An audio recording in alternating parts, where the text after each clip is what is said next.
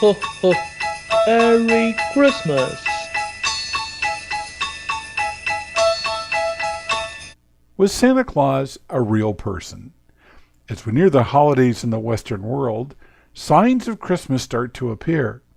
We see a jolly bearded man in a red suit with a big bag of presents to bring to children on Christmas Eve.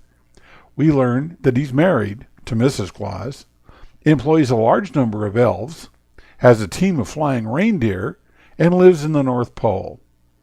This is all a make-believe story, right? Well, actually, no.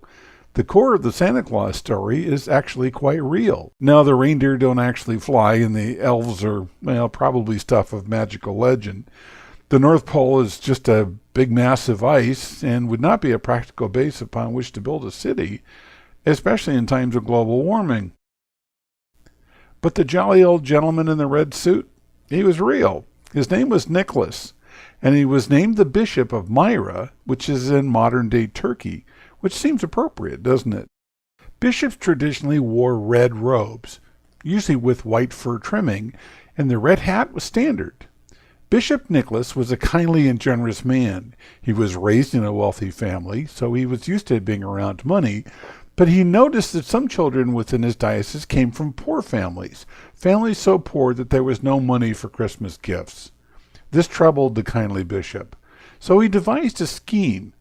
Giving charity, he thought, to the poor only served to point out how poor the recipients were. So to spare their feelings and to disguise who was behind this, he started sneaking around on Christmas Eve delivering gifts to children who otherwise would have no gift on Christmas morning.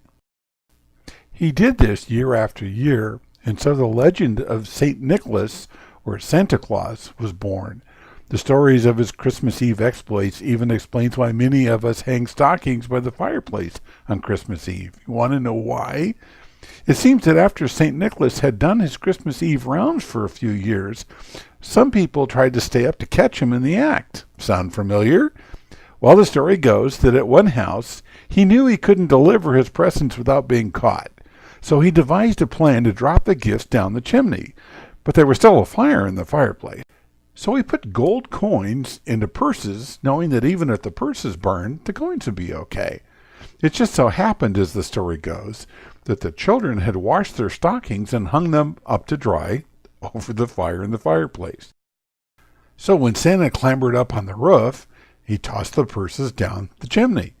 The story says that the purses didn't land in the fire, they landed in the stockings instead, and that's how the tradition of hanging your stockings on the fireplace mantle became a tradition. Over the centuries since St. Nicholas started the tradition of Christmas, the Christian world continues it with millions of Santa's helpers, putting together toys and wrapping gifts and sneaking them under the Christmas tree while the children dream of happy magical things. So if St. Nicholas, Santa Claus, was real, what about Mrs. Claus? Priests and bishops didn't marry, right? Well, let's see. Nicholas was the bishop of Myra, which is a province in Byzantine Anatolia, which is now in Turkey, and the rite to which Nicholas would have belonged, priests and bishops did and do marry.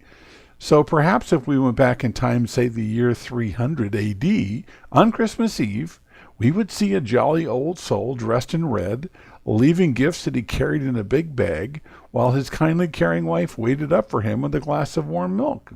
Who knows? Maybe reindeer really know how to fly. It's the elves I'm not quite so sure about.